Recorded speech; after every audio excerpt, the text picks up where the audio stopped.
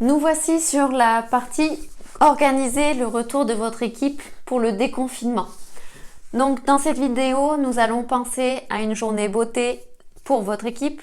Nous allons parler des consignes de sécurité pour l'équipe, comment adapter vos horaires pour chacun, préparer tout ce qui va être nécessaire pour les conseils revente et prévoir une réunion. Donc commençons avec le numéro 1, la journée beauté.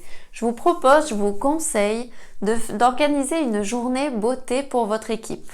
C'est-à-dire, prévoyez une journée, choisissez un jour qui vous arrange si possible, pas trop loin de la réouverture, pour permettre à chacun des membres de votre équipe de se faire beau, de se sentir à nouveau revivre et prêt à reprendre le travail avec plaisir et avec joie.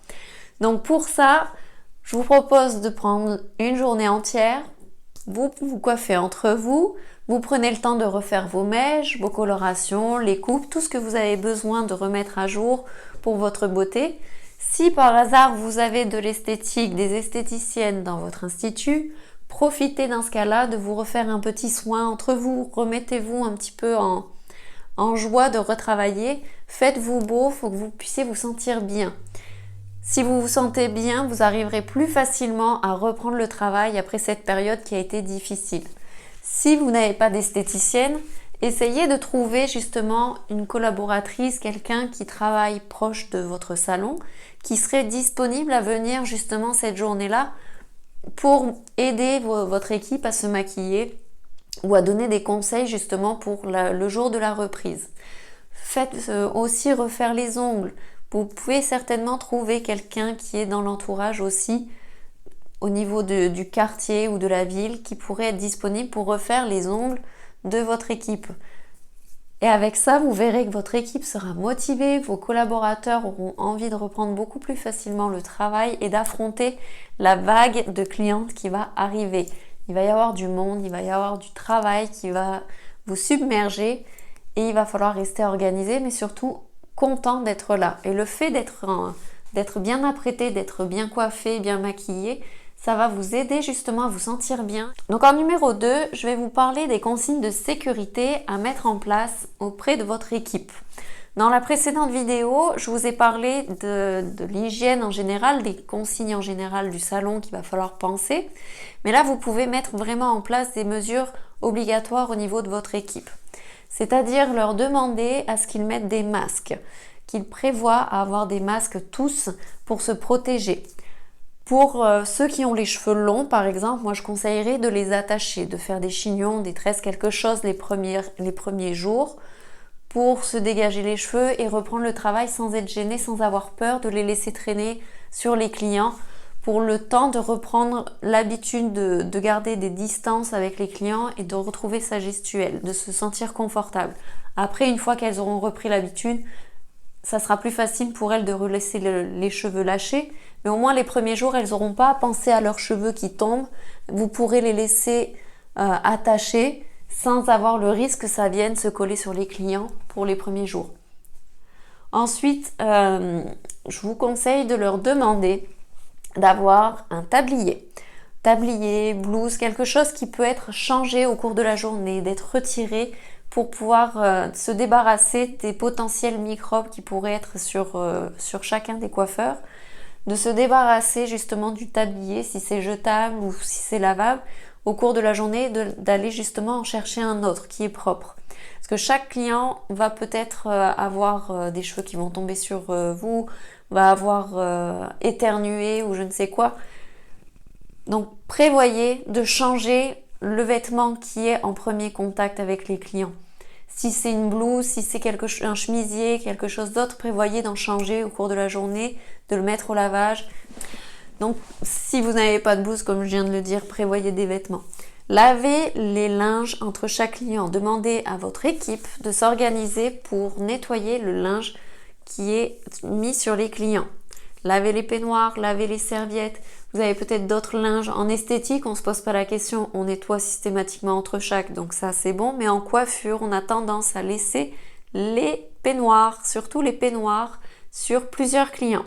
Et ça, c'est super désagréable de passer derrière quelqu'un qui pourrait soit sentir la transpiration, soit le parfum, et d'avoir l'odeur justement de l'autre pendant que nous on vient, on se sent propre et on nous met un peignoir tout sale. Et bien là, pour les mesures d'hygiène pour le Covid, c'est fini. Il va falloir prévoir que chaque coiffeur change les peignoirs des clients entre chaque client. Donc au lavage, mettez un système, une organisation pour que chacun ait le temps d'aller déposer son linge. Prévoyez un bac, peut-être quelque chose, un panier qui est proche, si votre salon est grand et que vous ne pouvez pas vous déplacer toutes les 2 secondes. Prévoyez un panier, quelque chose qui vous permettra de mettre rapidement les affaires sales dedans. Mettez à disposition à chacun des lingettes désinfectantes, des sprays désinfectants. Vous pouvez mettre des gels hydroalcooliques qui vont avoir besoin de se nettoyer, de se désinfecter les mains régulièrement. Donc prévoyez une bouteille de gel hydroalcoolique qui sera à disposition pour chacun. Il faut vraiment prendre ces mesures d'hygiène parce qu'elles sont très importantes. Il va falloir que vous puissiez travailler sur beaucoup de clientes en très peu de temps. Vous allez avoir du monde qui va arriver. Mais si vous ne désinfectez pas vos mains, vous ne prenez pas les mesures nécessaires, vous allez avoir besoin de plus de mesures d'hygiène. Donc il faut vraiment penser à mettre en place tout ça et à les obliger à le faire. Désinfecter les peignoirs, désinfecter les serviettes, les brosses, les peignes, les ciseaux, tout ce qui est nécessaire pour le travail, que ce soit vraiment nettoyé régulièrement. Désinfecter, surtout désinfecter. Nettoyer ne suffit pas, il faut désinfecter. Pour certains, peut-être qu'ils vont vous demander des lampes UV. Si vous en avez, c'est parfait. Vous les mettez régulièrement, vos instruments, vous mettez sous la lampe UV régulièrement, ça sera super. Si vous n'en avez pas, ce n'est pas obligatoire, ce n'est pas primordial. C'est un complément à la désinfection, c'est un plus. Si vous en avez, c'est parfait. Mais si ce n'est pas le cas, c'est pas grave. Les lingettes, les sprays peuvent suffire pour désinfecter les outils et le matériel de travail. Donc en numéro 3, c'est l'adaptation des horaires. Comment adapter vos horaires pour votre équipe? Donc au niveau de votre équipe, vous avez peut-être du monde, plusieurs coiffeurs sont disponibles. Demandez-leur, voyez avec eux si ça les intéresse de travailler en décalé. C'est-à-dire, par exemple, vous êtes 3 à travailler dans votre entreprise.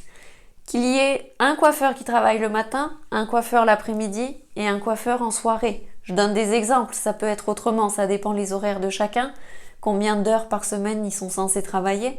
Mais pour vous donner une idée, le fait de décomposer les venues de chacun va vous permettre d'avoir moins de clients en même temps dans le salon. Ils seront quand même là au cours de la journée, mais pas aux mêmes heures. Ça va vous permettre d'avoir moins de monde en même temps et de mieux gérer justement toutes les mesures nécessaires à la désinfection.